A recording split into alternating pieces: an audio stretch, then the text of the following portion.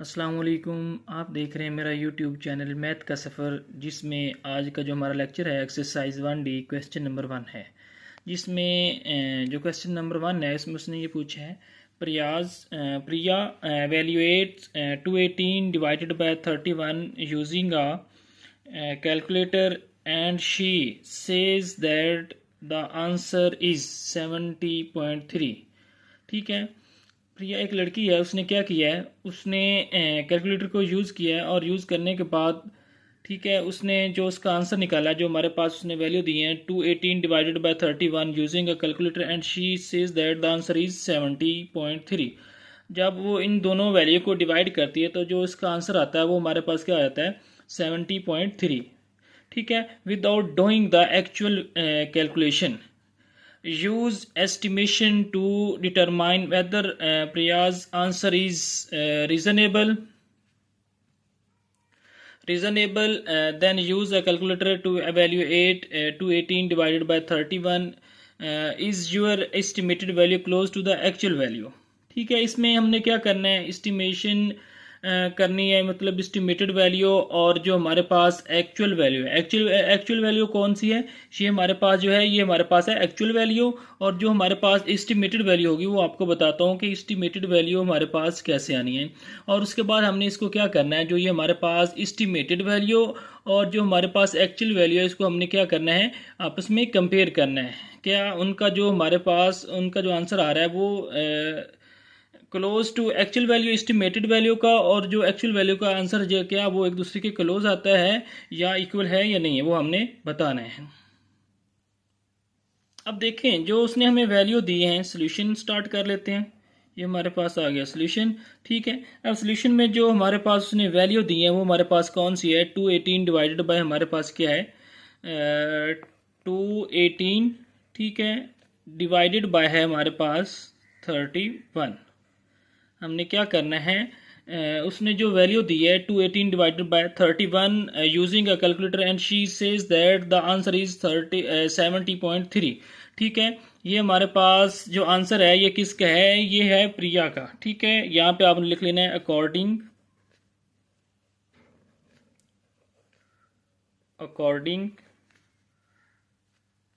प्रिया statement.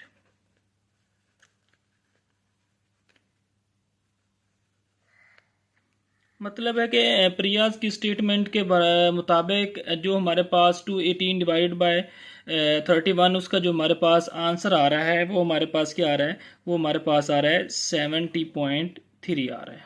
ठीक है, according to Priya statement. ठीक है, ये क्या किया, प्रिया ने 218 को डिवाइड किया 31 पे, और जो उसका आंसर हम उसके पास आया वो उसके पास आया 70.3। ठीक है, ये हमारे पास अकॉर्डिंग प्रिया स्टेटमेंट। ठीक है, ये प्रिया की स्टेटमेंट के मुताबिक है। ठीक है, उसके बाद हमने क्या करना है, without doing the actual calculation. अब हमने इसकी एक्चुअल कैलकुलेशन के बगैर, ठीक है, हमने use estimation to determine whether Priya's answer is reasonable. हमने जो हमारे पास इसकी एक्चुअल वैल्यू है उसके बगैर, मतलब एक्चुअल जो ये हमारे पास 218 है 31 है, ये हमारे पास कौन सी है, ये हमारे पास एक्चुअल वैल्यू है। ठीक है, अब हमने कौन सी लेनी है, हमने एस्टिमेटेड वैल्यू लेनी है। एस्टिमेटेड वैल्यू हम कैसे लेंगे, जैसे ये हमारे पास 218 है और डिवाइडेड बाय हमारे पास क्या है 31 है, ये एस्टिमेटेड लिख लें या अप्रॉक्सीमेशन लिख लें, ये हमारे पास क्या आ जाएगी। अब देखें 218 है, जो 218 है ये ज़्यादा किसके करीब है, जो 18 है 218, ये अब ज़्यादा 220 के ज़्यादा करीब है, या हमारे पास जो वैल्यू है 210 के ज़्यादा करीब है। अब देखें जो 218 है ये नियरेस्ट है 220। ठीक है, तो जब हमने इसको एस्टिमेटेड वैल्यू के इक्वल लिखना है तो ये हमारे पास जो 218 है आपने क्या लिख देना है, इसको 220 लिख देना है। ठीक है, उसके बाद डिवाइडेड बाय हमारे पास क्या है 31 है। अब जो 31 है, जो ये हमारे पास ज़्यादा किसके करीब है, अब ये 30 के ज़्यादा करीब है या 40 के ज़्यादा करीब है। अब देखें जो 31 है ये नियरेस्ट है टू द क्लोजेस्ट है, जो हमारे पास है वो 30 के ज़्यादा करीब है। तो यहाँ पे हम क्या लिख लेंगे, 30 लिख लेंगे। तो यहाँ पे आपने ये एस्टिमेटेड का साइन है ये आपने साथ साथ डालना है। अब यहाँ पे जो 220 है इसको आपने क्या लिखना है, एज इट इज़ लिख लेना है, डिवाइडेड बाय, ये डिवीज़न का साइन है तो इसको हम क्या करेंगे, ओवर की फॉर्म में लेके आ जाएंगे। ठीक हो गया। उसके बाद 0 0 से कट जाएगा। ठीक है, तो यहाँ पे आपने एस्टिमेटेड या अप्रोक्सीमेशन का साइन डाल लेना है। तो उसके बाद जो हमारे पास आंसर आ जाएगा 22 डिवाइडेड बाय हमारे पास क्या आ जाएगा, 3 आ जाएगा। ठीक है, मज़ीद हम इसको अगर हम डिवाइड करते हैं तो हमारे पास जो इसका आंसर आ जाता है अप्रोक्सीमेटेड या एस्टिमेटेड का साइन डाल दिया। अब 22 को अंदर रखना है, 3 पे डिवाइड करना है। जब हम 22 को अंदर रखेंगे, 3 पे डिवाइड करेंगे तो जो हमारे पास आंसर आ जाएगा वो हमारे पास 7.33 आ जाएगा। ठीक है, क्या किया हमने 22 को अंदर रखा और 3 पे डिवाइड किया तो जो हमारे पास आंसर आ रहा है वो हमारे पास आ रहा है 7.33।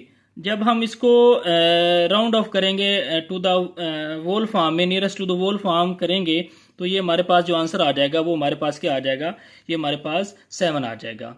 ये हमारे पास है एस्टिमेटेड वैल्यू का। जब हमने इसकी एस्टिमेटेड वैल्यू ली, ठीक है, तो उसका जो हमारे पास आंसर आया है वो हमारे पास क्या आ गया है, 7 आ गया है। जब 22 को 3 पे डिवाइड किया तो हमारे पास आंसर 7.33 आ गया था। अब 7.33 को हमने to the nearest whole form में कन्वर्ट किया तो ये हमारे पास क्या आ गया, 7 आ गया।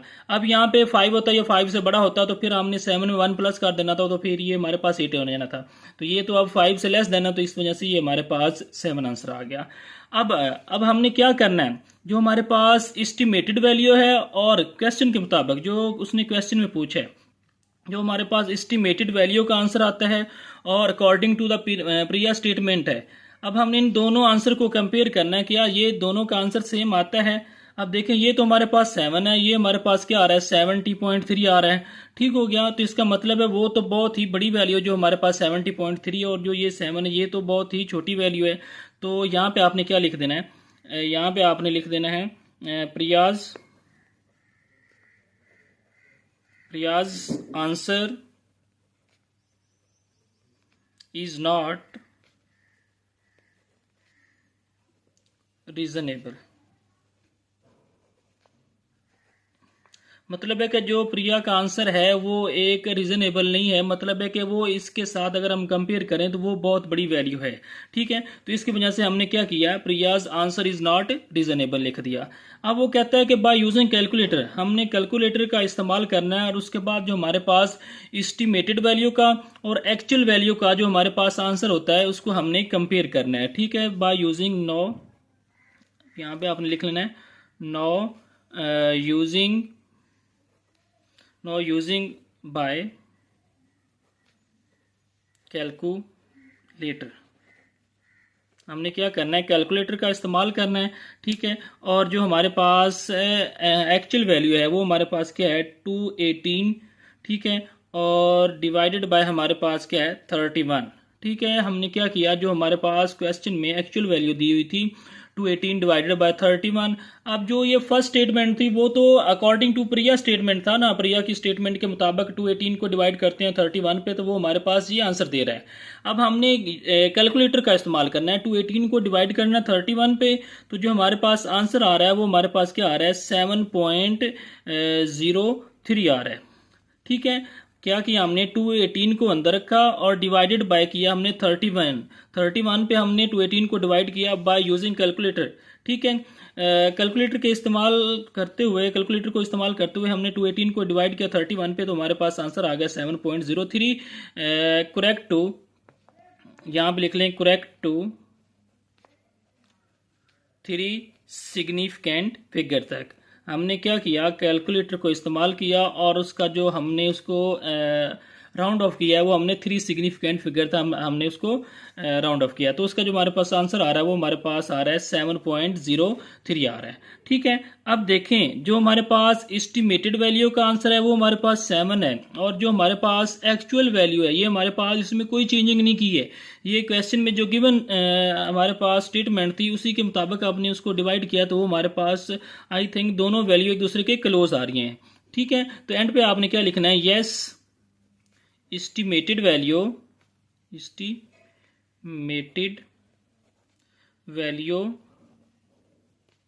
Is close to actual value. ये हमारे पास एक्चुअल वैल्यू है, ठीक है। और जो ये हमारे पास थी, ये हमारे पास कौन सी थी, ये हमारे पास एस्टिमेटेड थी। हमने इसको राउंड ऑफ किया हुआ था, 218 को हमने 220 लिखा हुआ था और 31 को हमने 30 लिखा हुआ था। इस वजह से ये हमारे पास एस्टिमेटेड वैल्यू है और ये हमारे पास एक्चुअल वैल्यू है।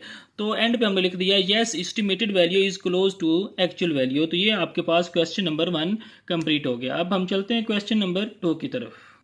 क्वेश्चन नंबर 2 में वो हमें क्या कहता है, estimate each of the following without using a calculator, then use a calculator to evaluate each of the following or your estimated value close to the actual value। बिल्कुल वही same procedure है।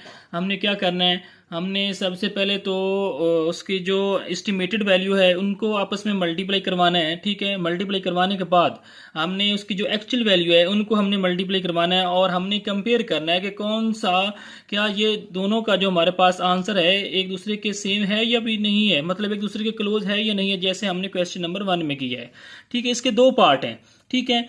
एक पार्ट है 2013 multiply by 39 और जो दूसरा part है वो हमारे पास 145.6 डिवाइडेड बाय क्यूब रूट 65.4 है, ठीक है। अब यहाँ पे देखें, सबसे पहले तो हम क्या करते हैं, इसका पार्ट जो ए है उसको हम सिंप्लीफाई कर लेते हैं।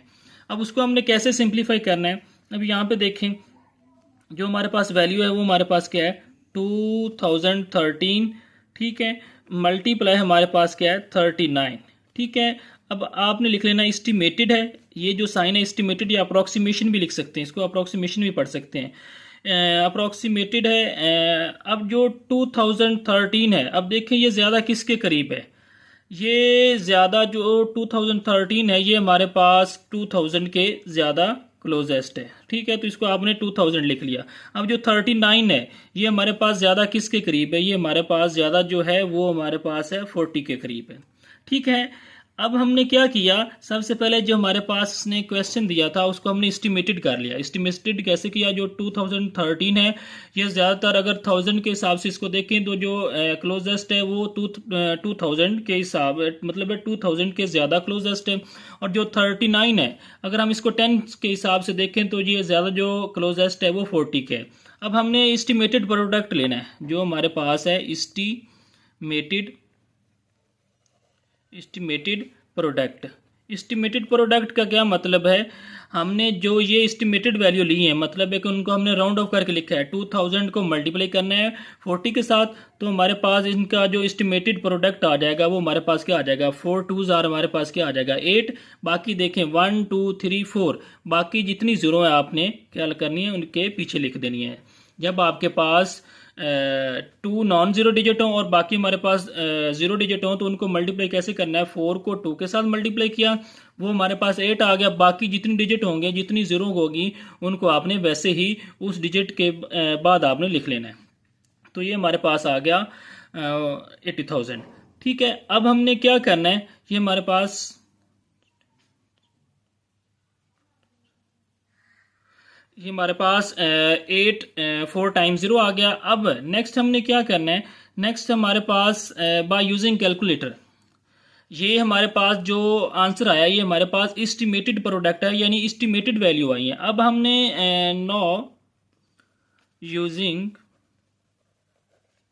कैलकुलेटर, अब हमने कैलकुलेटर का इस्तेमाल करना है, जो उसकी एक्चुअल वैल्यू है उनको हमने क्या करना है मल्टीप्लाई करना है। एक्चुअल वैल्यू हमारे पास कौन सी थी, वो हमारे पास है 2013 मल्टीप्लाई हमारे पास क्या है 39, ठीक है। ये हमारे पास क्या है, ये हमारे पास उसकी एक्चुअल वैल्यू है। एक्चुअल वैल्यू को हमने आपस में मल्टीप्लाई किया तो हमारे पास इसका आंसर आ रहा है, वो हमारे पास आ रहा है 78,507, ठीक हो गया। तो ये हमारे पास उसकी एक्चुअल वैल्यू का आंसर आ रहा है और ये हमारे पास किसका आ रहा है, ये उसकी एस्टिमेटेड वैल्यू का आंसर आ रहा है।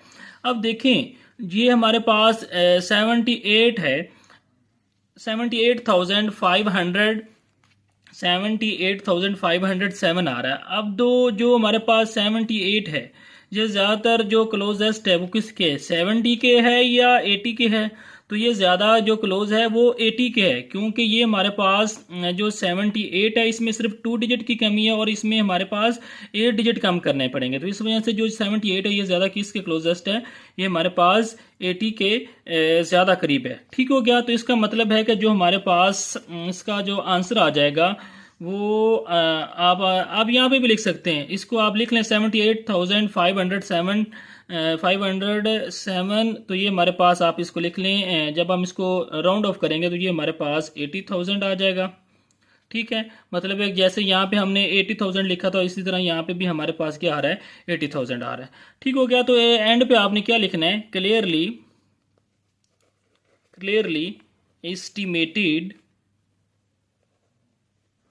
estimated value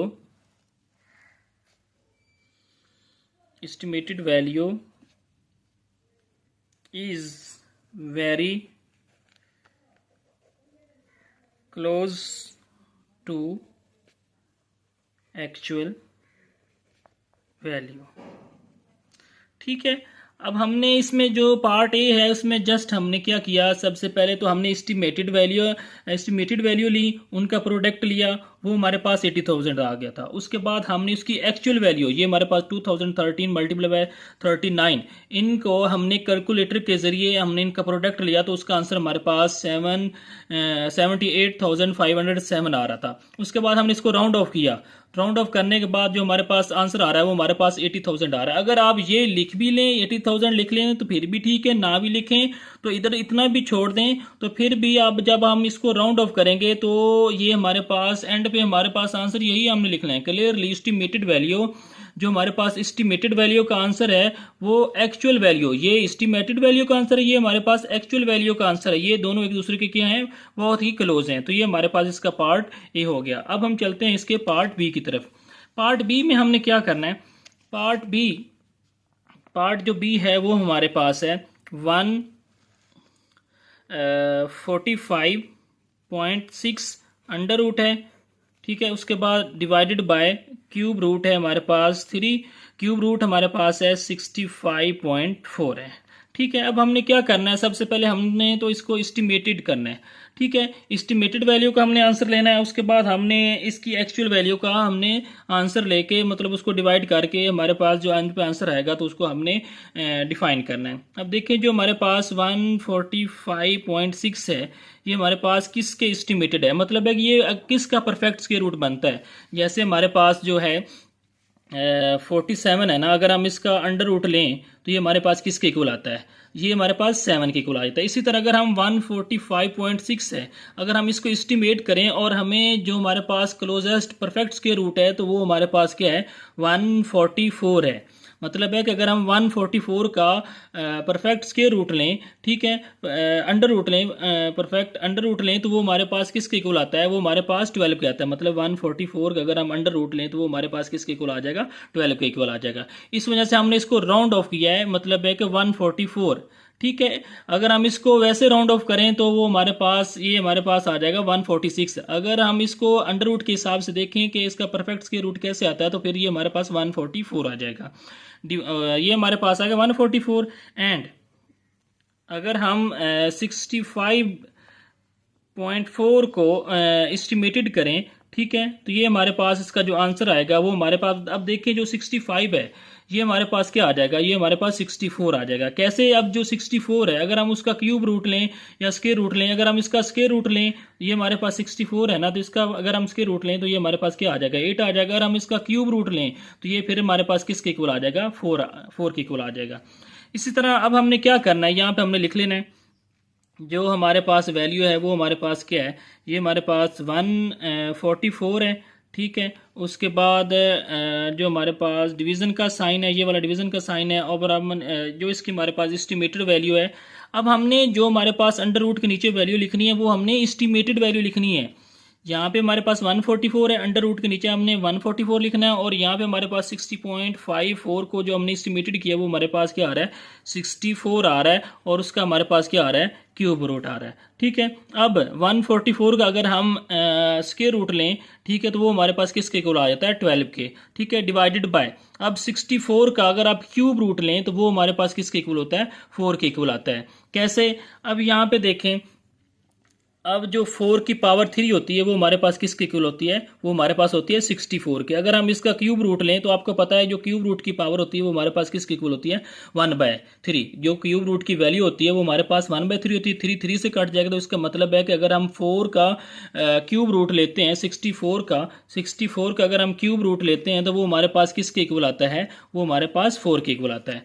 अब हमने क्या किया, 12 को अंदर रखा, ठीक है, 3 दरमियान में डिवीजन का साइन है तो इसका मतलब ओवर में आ जाएगा, 4 1 जार 4, ठीक है, और 4 3 जार हमारे पास क्या आ जाएगा, 12 आ जाएगा। तो इसका मतलब है जो हमारे पास इसकी एस्टिमेटेड वैल्यू का जो हमारे पास आंसर आ रहा है वो हमारे पास क्या आ रहा है, वो हमारे पास 3 आ रहा है। ठीक है, तो मैंने बता दिया है कि आपने इसको एस्टिमेटेड कैसे करना है, मतलब इसका आपने परफेक्ट्स के रूट की फॉर्म में इसको हमने कन्वर्ट किया, कन्वर्ट करने के बाद हमने इसको डिवीजन का साइन था उसको हमने डिवाइड कर दिया, तो हमारे पास आंसर 3 आ गया। 9, अब हमने क्या करना है, बाय यूजिंग कैलकुलेटर। अब हमने कैलकुलेटर का इस्तेमाल करना है, और हमने इसकी एक्चुअल वैल्यू हमारे पास कौन सी है, ये हमारे पास इसकी क्या है, एक्चुअल वैल्यू को हमने इसको डिवाइड करना है। मतलब जो हमारे पास 145 पॉइंट हमारे पास 6 है, और उसका हमने क्या ले लेना है, अंडर रूट है, उसके बाद डिवीज़न का साइन है, और जो हमारे पास जो क्यूब रूट है वो हमारे पास किसका है, वो हमारे पास 65.4 का है। ठीक है, अब हमने क्या करना है, हमने जो 145.6 है इसका आपने कैलकुलेटर पे जाना है। सबसे पहले आपने अंडर रूट लिखना है, ठीक है, अंडर रूट लिखने के बाद आपने 145.6 लिखना है, उसका जो हमारे पास आंसर आ जाएगा वो हमारे पास क्या आ जाएगा, वो हमारे पास आ जाएगा 12.066 आ जाएगा। उसके बाद दरमियान में आपने डिवीज़न का साइन है, यहाँ पे डिवीज़न का साइन है। सबसे पहले अब आपने कैलकुलेटर पे अगेन जाना है, शिफ्ट का बटन दबाना है, शिफ्ट का बटन दबाने के बाद उसके बाद हमने एक्स की पावर 3 एक बटन होगा उसको आपने दबाना है, मतलब है कि तो वो जब हम दबाएंगे तो वो हमारे पास क्यूब रूट आ जाएगा। अब क्यूब रूट की जगह के बाद दबाने के बाद आपने क्या करना है, 65.4 दबाना है, मतलब 65.4 दबाना है, तो इसका जो हमारे पास आंसर आ जाएगा वो हमारे पास 4.029 आ जाएगा। ठीक हो गया, क्या किया हमने, जस्ट हमने अंडर रूट दबाया और 145.6 लिखा, और उसका जो हमारे पास आंसर आ गया 3 सिग्निफिकेंट फिगर तक वो हमारे पास आ गया 12.066 आ गया। उसके बाद डिवीज़न का साइन था, वो हमने डिवीज़न का साइन लिख दिया। अब हमने 65.4 का क्यूब रूट लिया, क्यूब रूट बता दिया हमने कि मैंने बता दिया कि कैसे लेना है। सबसे पहले आपने शिफ्ट दबाना है, उसके बाद क्यूब रूट का बटन दबाना है, उसके बाद 60.5 लिखनी है वैल्यू, तो हमारे पास उसको राउंड ऑफ करने के बाद जो हमारे पास आंसर आएगा 3 सिग्निफिकेंट फिगर तक वो हमारे पास 4.029 आ जाएगा। ठीक है, अब हमने क्या करना है, अब हमने इसको डिवाइड करना है। डिवाइड कैसे करना है, 12.066 डिवाइडेड बाय, ये डिवीज़न का साइन है, इसको डिनोमिनेटर में लेके आ जाएंगे 5.029। ठीक है, जब हमने इसको डिवाइड किया तो हमारे पास जो इसका आंसर आ जाएगा वो हमारे पास क्या आ जाएगा, वो हमारे पास 2.99 आ जाएगा। जब हम इसको राउंड ऑफ करेंगे, राउंड ऑफ करने के बाद जो हमारे पास इसका आंसर आ जाएगा वो हमारे पास क्या आ जाएगा, 3 आ जाएगा। अब एंड पे आपने क्या लिखना है, क्लियरली estimated